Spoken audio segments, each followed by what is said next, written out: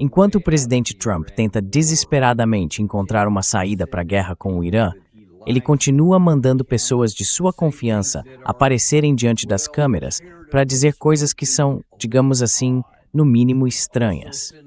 Ele também está mandando outras pessoas, ou talvez elas estejam indo por conta própria ao canal Fox News, já que é o que o presidente Trump aparentemente passa boa parte do tempo assistindo, para tentar convencê-lo de que ele está fazendo a coisa certa, mesmo sendo exatamente o contrário. Isso me faz lembrar do Baghdad Bob. Se você se lembra dele, na época famosa da Guerra do Golfo, em 1991, ele vivia dizendo, para quem quisesse ouvir, que toda aquela história sobre a invasão americana era uma bobagem, que não tinha nada de verdade naquilo, que não havia tanques americanos no Iraque.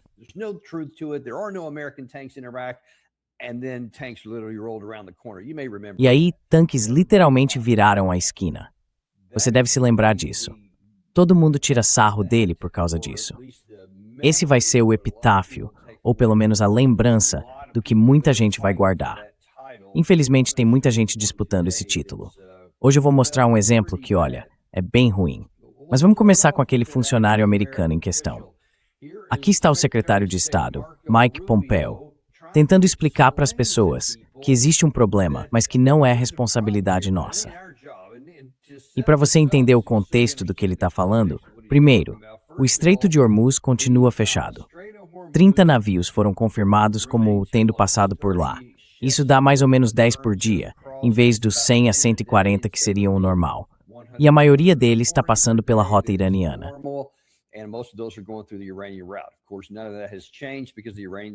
Claro, nada disso mudou, porque o lado iraniano continua dizendo, e na verdade, um navio foi atingido hoje de manhã, mais um na costa de Omã. Então, o Irã continua afirmando, se quiserem insistir nesse assunto, nós não vamos recuar. Mesmo hoje de manhã, outro navio foi atingido, porque o Irã ainda mantém o controle do Estreito de Hormuz. Mas agora, como a gente tem comentado recentemente, os Houthis do Irã disseram que o embargo marítimo contra a Arábia Saudita está escalando e já representa uma ameaça ao mercado de petróleo, já que o Bab al-Mandab foi fechado para o tráfego saudita. Eu conferi há poucos minutos, antes de entrar aqui, e a situação atual é a seguinte. Até agora, nenhum navio foi atacado.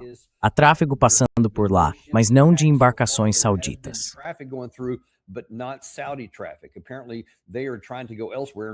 Aparentemente, eles estão tentando ir para outro lugar. E o único outro lugar possível seria subir para o norte, pelo canal de Suez. Ou então, estão esperando instruções para decidir o que fazer. Mas, pelo que parece, hoje é o primeiro dia depois que os Houthis anunciaram que vão fechar o Estreito de Bab al-Mandab para o tráfego da Arábia Saudita. Até agora, os sauditas não tentaram passar por lá. Então vamos ter que esperar para ver o que acontece. Porque cerca de 7 milhões de barris, algo entre 4 e 7 milhões por dia, dependendo do dia, passam pelo Bab al-Mandab. Isso vai ser um grande problema. A Arábia Saudita, alguns dos navios deles estão dizendo, ei, a gente precisa de escolta. Pois é, não contem com os Estados Unidos para isso, porque é o que tudo indica, o Marco Rubio disse, não é meu trabalho. Mas outros países precisam começar a assumir responsabilidade e oferecer ajuda, seja com equipamentos ou com financiamento, para dividir esse peso. Não é função dos Estados Unidos proteger seus cidadãos e o planeta inteiro, certo?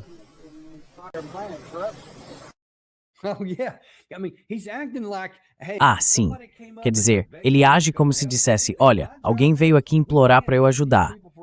E aí ele responde, bom, não é meu trabalho, cara. A gente não pode ajudar essas pessoas para sempre. Não dá para fazer tudo por elas. Mas por que é que os navios precisam ser escoltados, senhor secretário? Isso nunca passou pela sua cabeça? Claro que passou.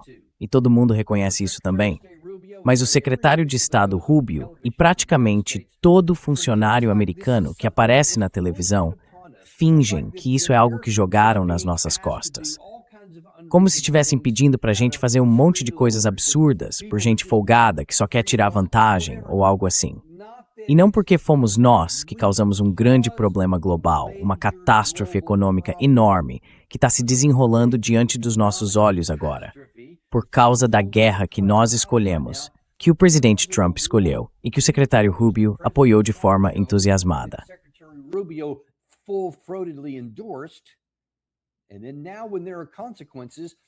E agora, quando há consequências que afetam muitos dos nossos amigos e aliados pelo mundo, ele quer zombar deles, tirar sarro. Olha, a gente não pode pagar o preço para sempre. É como um pai com um filho de 34 anos que ainda mora em casa. Aí o pai se cansa e diz, cara, vocês vão ter que sair. Eu não posso cuidar de vocês para sempre. Em algum momento você precisa ser adulto. Só que esse não é o caso aqui. Aqui é como se os pais tivessem causado o problema e incendiado a casa do filho. E agora o filho não tem outro lugar para morar, a não ser o porão da casa dos pais. Então é mais ou menos isso. Acho que essa é a analogia mais precisa.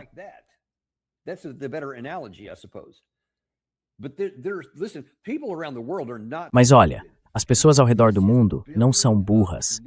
E isso está gerando cada vez mais desprezo pelos Estados Unidos, mais raiva contra a gente. E mesmo que agora as pessoas ainda estejam só rangendo os dentes, porque sabem que mesmo com toda essa loucura e absurdo, a gente ainda tem muito poder. Temos poder econômico, temos poder militar. Então, por enquanto, ninguém está saindo correndo, mas isso não está tão longe de acontecer.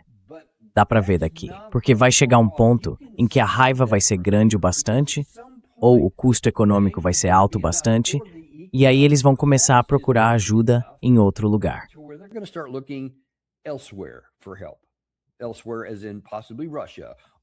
Em outros lugares, como talvez na Rússia, na China ou em qualquer outro lugar fora dos Estados Unidos, já começa a parecer possível que até a Europa comece a dizer, olha, quer saber? Vocês não estão ajudando em nada por aqui.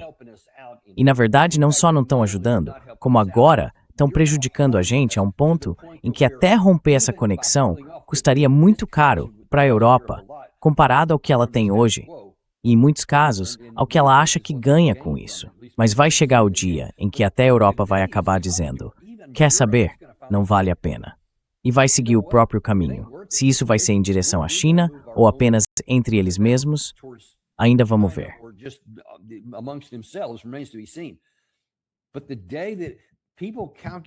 Mas o dia em que as pessoas perceberem que custa mais caro trabalhar com os Estados Unidos do que se afastar dos Estados Unidos, elas vão fazer isso. Esse dia ainda não chegou, mas não pense que ele não vai chegar, inclusive para a Europa. Agora, para outras regiões do mundo, esse dia está bem mais perto e vem chegando mais rápido do que muita gente imagina. Então esse é o ponto oficial. E agora eu quero mostrar para vocês um cara que já apareceu várias vezes na Fox News. Eu mesmo já estive na Fox com ele, às vezes juntos, várias vezes no passado. A gente se cruzou na sala de espera da Fox News há muitos, muitos anos. Ele é da Heritage Foundation, o Jim Carafano. Agora, nesse caso, uma coisa é tentar dar um tom positivo para as coisas. Muita gente faz isso, e eu confesso que reviro os olhos com frequência. Mas essa aqui, essa é de outro mundo.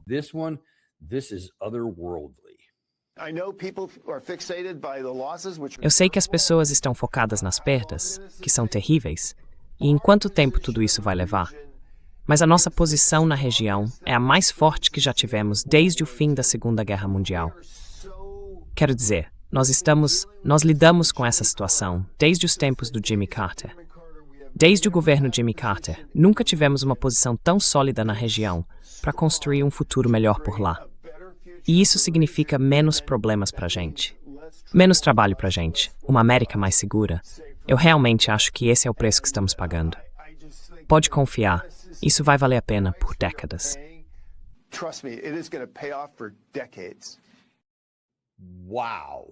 Uau, confiar em você? Ah, nem pensar. Eu não confiaria em você nem um pouco. Na verdade, nem até onde eu conseguiria te arremessar. E olha que não seria muito longe. Isso é simplesmente absurdo. Não é como dizer, olha, eu sei que o custo é alto, mas um dia vai valer a pena. Você nem conseguiria provar o contrário, porque se algo acontecer no futuro, dá para dizer, tá bom, talvez vá valer. Então, pelo menos em teoria, dá para imaginar que em algum momento distante, as coisas melhorem. Dá para argumentar isso. Não é convincente, mas dá para argumentar. Mas, pelo amor de Deus, dizer que estamos mais fortes agora do que jamais estivemos, ou pelo menos desde a Segunda Guerra Mundial, que estamos na posição mais poderosa de toda a nossa história. The most powerful position we have ever been in, and trust me, folks, even in that distant E acreditem em mim, pessoal, mesmo nesse futuro distante, vai valer a pena. E eu pensei, tá bom, vamos levar o que ele disse ao pé da letra e revisar os fatos, se quiserem, sobre o que está acontecendo. Eu acabei de dizer que o Golfo Pérsico está fechado pelo Estreito de Hormuz, então há um bloqueio duplo de novo. Praticamente nada está saindo de lá.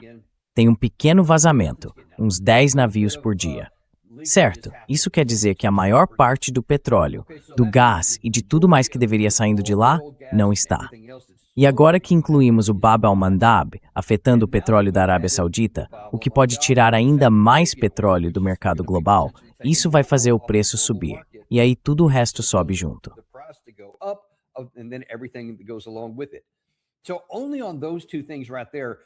Então, só por esses 2 pontos aí, você já tem que pensar.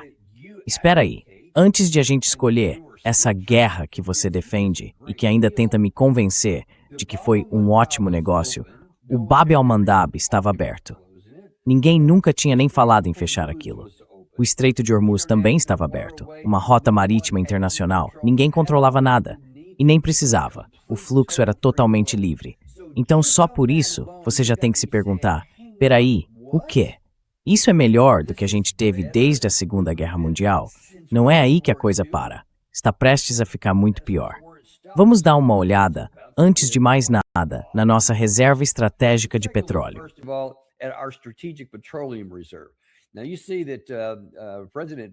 Olha, o presidente Biden usou muito da reserva estratégica de petróleo, basicamente por motivos políticos. Durante o período da Covid, sim, dá para ver que foi nessa época, ele usou bastante dessa reserva, o que eu achei ruim, porque não é para isso que ela existe. Ela não foi criada para melhorar sua situação política, baixando o preço da gasolina. Achei um uso bem inadequado. Mas depois a gente finalmente parou com isso e os níveis começaram a subir de novo. E agora, por causa da guerra que o presidente Trump escolheu, estamos no ponto mais baixo desde 1983. 1983. E dá para ver que aquele índice lá no canto direito continua caindo. E a cada dia que o Estreito de Hormuz fica fechado, esse número vai continuar caindo. Ou então a gente vai parar de exportar, porque é basicamente isso que estamos fazendo.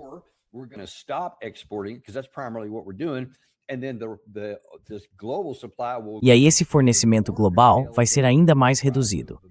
Com isso, o preço do barril de petróleo vai subir ainda mais, e tudo o resto junto. Não parece que estejamos numa posição mais forte do que estávamos na Segunda Guerra Mundial. No nosso componente aéreo, já perdemos pelo menos 42 aeronaves e aparentemente mais um MQ-9 Reaper. Então são pelo menos 43, e pode ser até mais, porque o Pentágono não tem sido exatamente transparente sobre as perdas. Mas é só olhar para todos os aviões que foram destruídos ou danificados desde que isso começou. Tudo porque escolhemos uma guerra que não precisávamos travar. Isso não parece ter deixado nossa força aérea tão forte quanto já foi desde a Segunda Guerra Mundial. E tem mais uma das grandes. Ataques do Irã já danificaram 20 bases militares americanas até agora.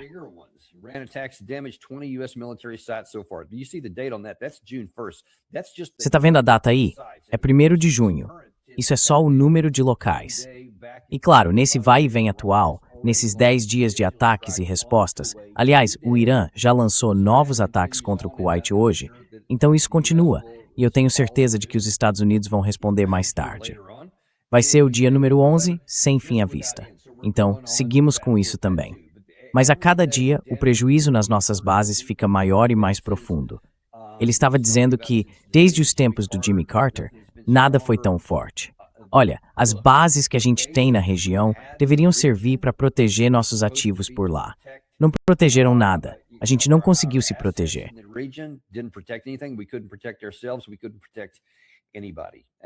A gente não conseguiu proteger ninguém. E agora 20 deles estão danificados, e esse número continua subindo a cada dia. O maior problema de todos, eu diria, além da questão financeira com a perda do petróleo, é que não temos mísseis suficientes. Não temos mísseis o bastante para voltar a uma guerra total. Isso vem do jornal The Telegraph. E vários outros lugares estão falando sobre isso, porque a gente já vinha alertando, e agora até a grande mídia confirmou. A quantidade de mísseis ofensivos e de mísseis interceptadores defensivos está perigosamente baixa. Já estava antes. Eles não funcionaram da primeira vez. Principalmente os JASSM e os Tomahawk, não os Patriot, desculpa. Quis dizer os mísseis de cruzeiro Tomahawk.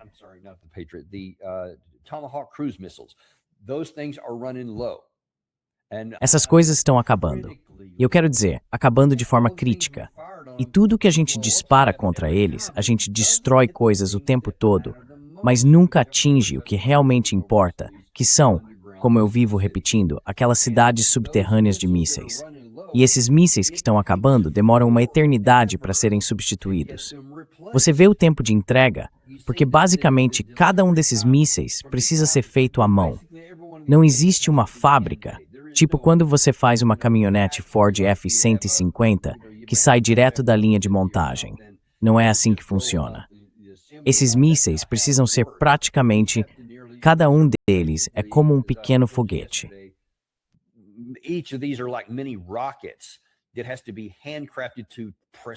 Tem que ser feito à mão, com uma precisão incrível, realmente impressionante, em cada componente desse sistema. E todos eles precisam ser produzidos. E isso leva tempo, de acordo com os CSIs. Eu vi outras estimativas um pouco menores, especialmente no caso do Patriot, lá embaixo. Cada um custa cerca de 3,9 milhões de dólares. Já o SM-3 sai por 28,7 milhões. Esse é um míssil lançado de uma aeronave. Veja, estamos falando de 64 meses aqui. Mas seja qual for o número exato, é enorme. É absolutamente gigantesco. Demora uma eternidade. A gente levaria anos e anos para repor tudo isso, mesmo que parássemos de desperdiçar agora. Mas não paramos, e esse nem é o único problema, porque o estreito está fechado.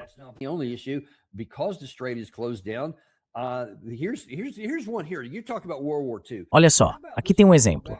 Você fala da Segunda Guerra Mundial. Mas que tal a gente voltar um pouco, para antes das coisas começarem a esquentar para essa guerra? Vamos para dezembro de 2025. Naquele dia, o preço do barril de petróleo era de 59 dólares, mais precisamente no dia 1º de dezembro. E a média do mês era de 2 dólares e 89 centavos por galão de gasolina. Lá no canto superior direito, dá para ver quanto estava hoje de manhã, antes de entrarmos no ar, às 7h22, 84 dólares. Então um pouco mais alto, 25 dólares a mais, quase exatamente isso. E é o que temos até agora. Aí no canto inferior direito, dá para ver o preço da gasolina nos Estados Unidos hoje, 4 dólares o galão. Ou seja, de 2,89 para 4,01 centavo. Sei não. Para mim isso não parece melhor nem mais forte. Uthang é instead på från kursen norrd.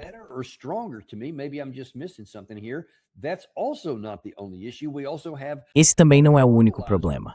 A gente está enfrentando uma crise de fertilizantes. A escassez de fertilizantes vai afetar a colheita e o abastecimento de alimentos ainda neste ano e também no começo do próximo. E não para por aí. Existem também custos fiscais envolvidos. O Pentágono, com o apoio do Congresso, está tentando conseguir mais 350 bilhões de dólares, principalmente por causa da guerra no Irã. E isso vem em cima de um orçamento de defesa de 1 trilhão de dólares que já tínhamos no início deste ano fiscal. Agora querem mais 350 bilhões. E ainda estão tentando aprovar uma nova lei de defesa, o NDAA, para o orçamento de 2027, de 1 trilhão e 150 bilhões de dólares. Na minha opinião, boa parte disso é só o pessoal da Câmara tentando enganar você para fazer parecer um pouco menos grave do que realmente é. Que, na prática, estão tentando aprovar um orçamento de defesa de 1 trilhão e meio de dólares.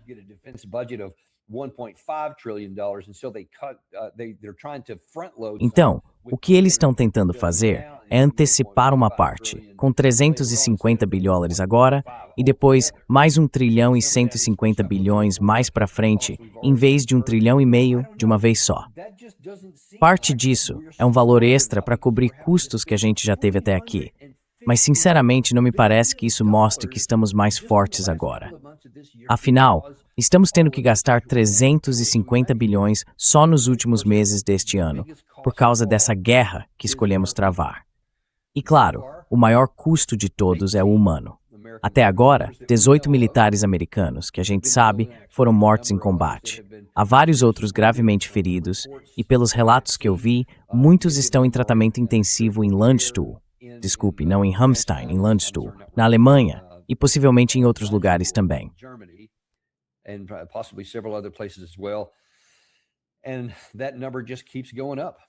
E esse número não para de subir.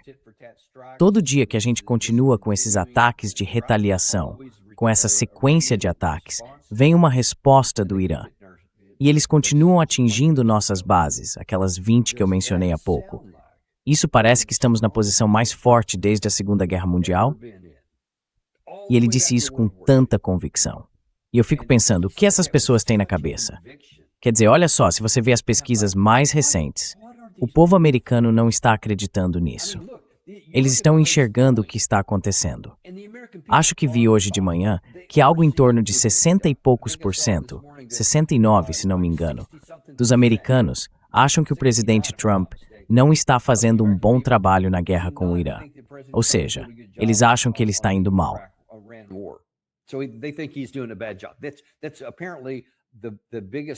Aparentemente, esse é o maior índice negativo para uma guerra, nesse ponto do conflito, desde que começaram a acompanhar esses dados, lá atrás, acho que desde a Guerra do Vietnã.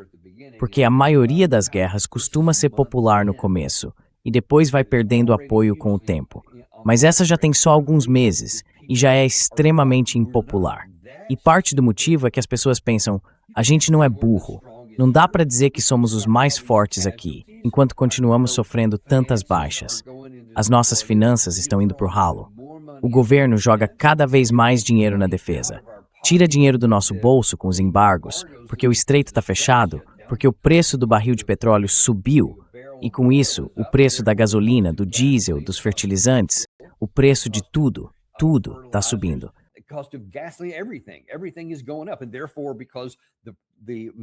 E por isso, como os custos de produção e de transporte estão subindo, porque tudo no transporte marítimo e no rodoviário depende de diesel, que também está mais caro, acho que já está em torno de $5 o galão.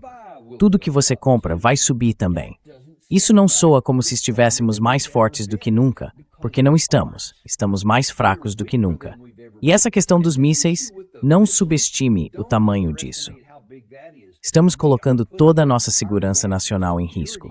Totalmente.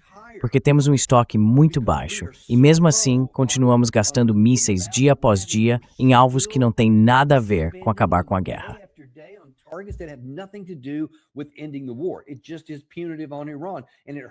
Isso é simplesmente punitivo contra o Irã. Machuca o país, mata algumas pessoas e, de alguma forma, isso é considerado aceitável. Mesmo que estejamos acabando com nossos estoques e nos colocando em risco, caso um dia entremos numa guerra que não seja da nossa escolha. Pode ser contra a China, a Rússia, a Coreia do Norte, algo assim, um adversário do mesmo nível ou quase. E aí vamos precisar de quantidades enormes de todos esses sistemas de mísseis. Os THAAD, os PAC-3, os JASSM, mísseis de cruzeiro de longo alcance, os Tomahawk, tudo isso, HIMARS, ATAC-MS.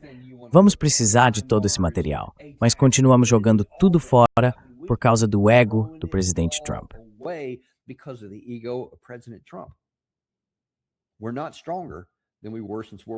Nós não estamos mais fortes do que estávamos desde a Segunda Guerra Mundial. Na verdade, nunca estivemos tão fracos quanto agora, bem ao contrário do que ele está dizendo. Agora, tem mais uma coisa que eu quero compartilhar com vocês hoje. E é uma das razões pelas quais tanta gente anda insatisfeita com os Estados Unidos. E mais pessoas estão começando a enxergar essa história toda. Deixa eu mostrar uma coisa. O jornal The New York Times publicou uma matéria. Acho que foi ontem, quando saiu pela primeira vez, falando sobre as baixas entre as tropas. E diz que o Pentágono tem escondido muitas dessas informações sobre as baixas. A verdade é que tivemos muito mais do que estão dizendo.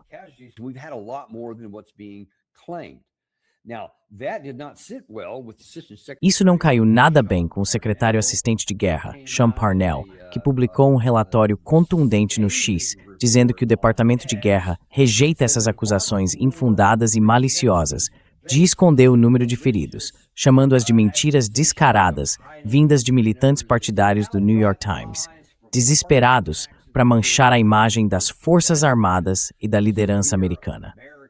Não pode ser que a gente só queira informação precisa, né? Não, tem que ser esse monte de difamação e bobagem. As alegações de ocultação são invenções feitas para causar ainda mais angústia no povo americano, logo depois da morte de 3 militares em combate. Um comportamento nojento, mesmo para o New York Times. Na verdade, as informações sobre baixas das Forças Armadas dos Estados Unidos são públicas e atualizadas regularmente na internet.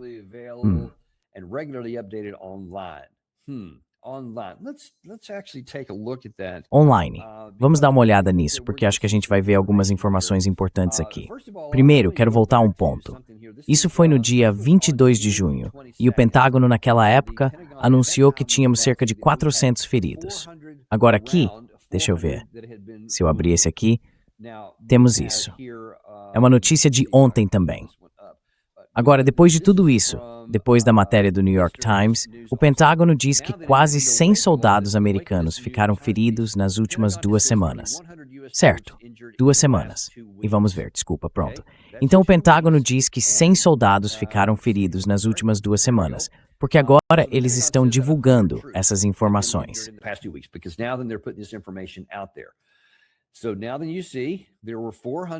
Então agora, veja só. Eram 400 no dia 22 de junho. E depois disso, quem sabe quantos entre o dia 22 de junho e o 7 de julho? A gente não sabe, mas deve ter sido um número considerável, já que mísseis estavam sendo lançados durante boa parte desse período. Pelas minhas contas, isso daria pelo menos uns 500, talvez um pouco mais. Mas quando você olha hoje naquele sistema que o Sean chamou de Sistema Público de Análise de Baixas de Defesa, que é atualizado online todos os dias, dá para ver outra coisa. Tá, então por que eu tô olhando? Se a tela estiver pequena demais para você ler, desculpa. Mas ali no canto inferior direito, aparece o total de mortes da Operação Epic Fury. 18 mortes no total. E logo abaixo, no mesmo canto, a gente vê o número 447, que é um aumento, não a ontem.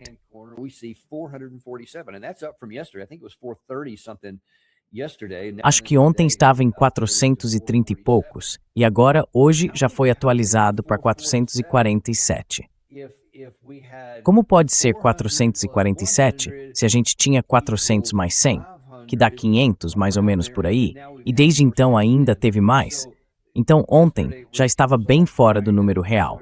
E aí ele vem querer atacar todo mundo dizendo que estamos falando coisas que não são verdade, tentando sabotar o...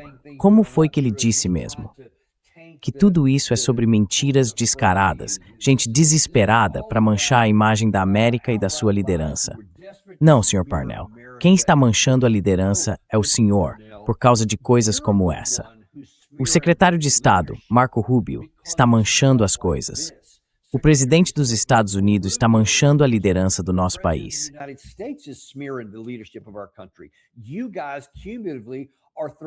Vocês, no fim das contas, estão jogando lama em si mesmos enquanto apontam o dedo e condenam todo mundo, porque é óbvio que estão mentindo. Não estão dizendo a verdade, e todo mundo vê isso.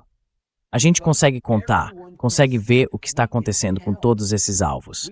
Dá para ver que estamos sendo atingidos todo dia. Tudo bem, estamos atacando o Irã todos os dias, mas isso não significa atingir os únicos alvos que realmente importam. Aquelas cidades de mísseis, com os drones, os mísseis e toda a capacidade de produção subterrânea que vocês nem conseguem alcançar.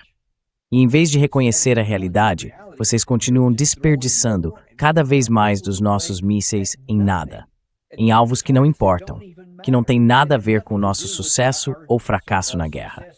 Estão só perdendo mais e mais da nossa capacidade, nos deixando cada vez mais fracos e mais vulneráveis diante de países mais fortes, caso a gente precise lutar no futuro pela nossa verdadeira segurança nacional. É isso que está acontecendo.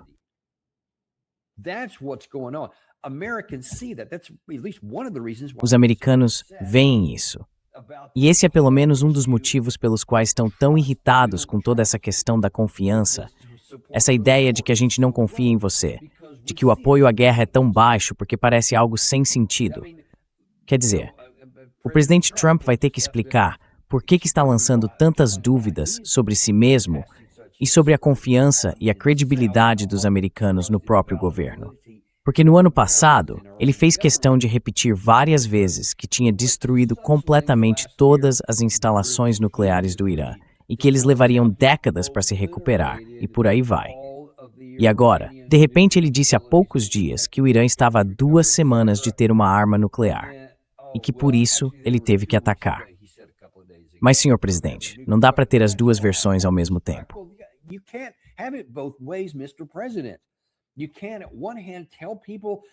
Você não pode, de um lado, dizer às pessoas que destruiu tudo e que vai levar décadas para se recuperar, e depois, quando for conveniente, dizer de novo que eles estavam a 2 semanas de conseguir. Não estavam. E, na verdade, nada foi completamente destruído naquela época. Foi danificado, sim. Mas há muitas evidências, porque eles têm capacidade para isso. Pelo que sabemos, aquilo que você afirmou o tempo todo pode ter sido uma farsa. Essa história de que tudo era para impedir o Irã de ter uma arma nuclear, quando eles nunca estiveram perseguindo uma. E a gente confirmou isso lá em 2006 e em todos os anos desde 2003. Agora, a parte mais perversa é que com toda essa enganação e essa guerra absurda por escolha, além de todos os custos que eu já mencionei, talvez a gente tenha dado a eles o incentivo para começar um programa nuclear. Pelo que sabemos, ela está correndo stepward em Brumba neste exato momento.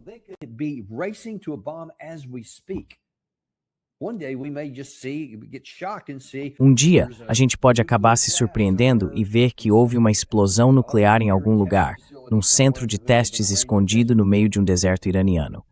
Isso é totalmente possível. Talvez não aconteça. Talvez eles ainda estejam pensando, porque muita gente no Irã diz, olha, não achamos que isso seria uma boa ideia, porque aí todo mundo vai querer ter uma bomba. A Arábia Saudita, o Catar e por aí vai. Então, talvez eles estejam dizendo, tá bom, ainda não é o caso. Eu não sei. Espero que sim. Mas é importante entender que um dos riscos e das possíveis consequências do que já fizemos é que podemos ter enfraquecido justamente isso. E eu digo mais, a mentira que o presidente Trump repete tantas vezes, de que o acordo nuclear de 2015, feito pelo então presidente Obama, era um caminho para a bomba, é uma mentira tão grande quanto qualquer outra que se possa imaginar.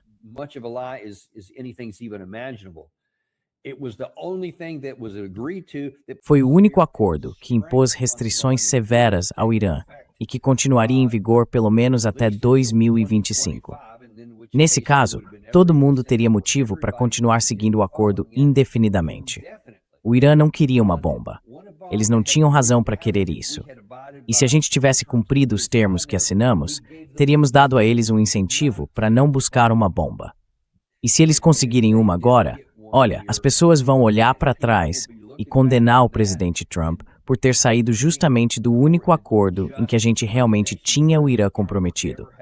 Não porque eles estavam negociando, nem porque estavam dispostos, mas porque já existia um acordo que teria evitado isso.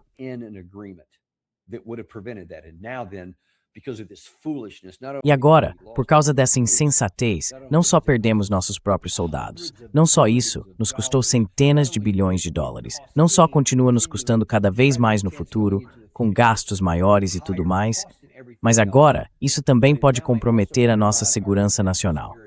Além da perda de mísseis e de nos deixar vulneráveis a qualquer outro possível concorrente militar, agora existe também um novo estado nuclear. Essa é a consequência. É por isso que eu insisto tanto em destacar esses pontos. É extremamente importante que a gente encerre isso o quanto antes. E eu quero terminar hoje com algo que disse um dos nossos bons amigos, o Joe Kent. Ontem ele comentou que, diante das baixas que tivemos, isso deixa ainda mais claro porque precisamos acabar com essa guerra agora.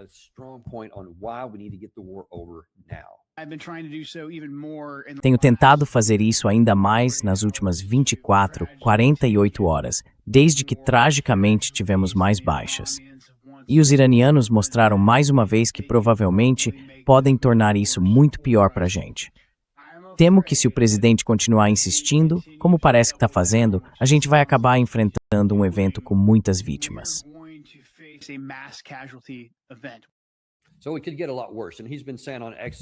Então, isso pode piorar muito. E ele vem dizendo no X que agora é a hora de colocar em prática o plano de retirada, que, claro, a gente defende desde o começo.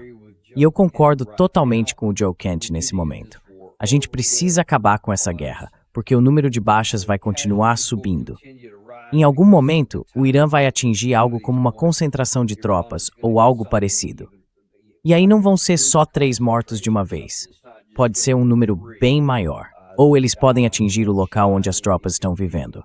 Por que ainda estão lá? Eu não sei. Mas ele está certo.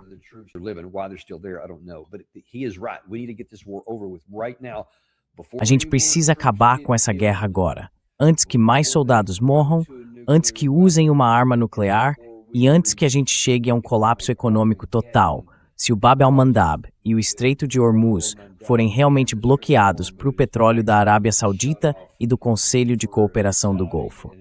Aí sim estaremos em sérios apuros.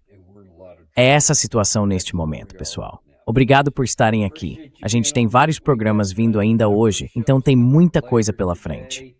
Acho que temos mais 3 programas até o fim do dia, então vocês vão ter cobertura completa.